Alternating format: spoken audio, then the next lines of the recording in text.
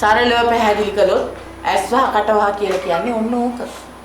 කාගේවත් හිත රිද්දන විදියට වචන පාවිච්චි කරන එක හොඳ ළමෙක් කරන්න ඕන වැඩක්ද පුතේ? ආ? නෑ ටීචර්.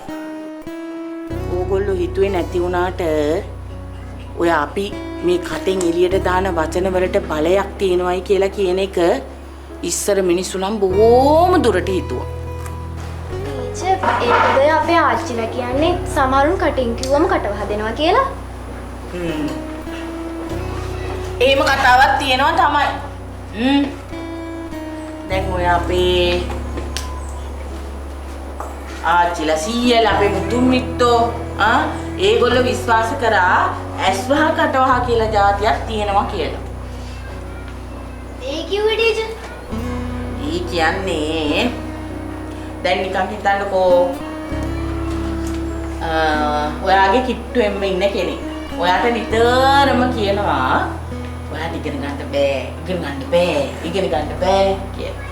ටික දවසක් යනකොට ඕක ඇහිලා ඔයාටම හිතෙනවා මට බෑ නේද කියලා.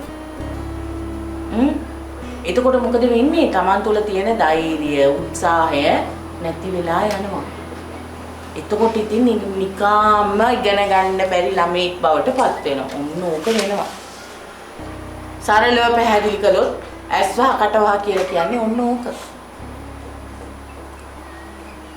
මොකද අපි කරන්න ඕනේ? කවදාවත් පුතේ අපේ කටින් කාටවත් වැඩි වචනයක් නොකිය ඉන්න උත්සාහ ගන්න. කවුරුවත් එහෙම අධෛර්යයටපත් නොකර ඉන්න උත්සාහ ගන්න. කාටවත් සාප නොකර ඉන්න උත්සාහ ගන්න. ඒක නේද හොඳ වැඩේ?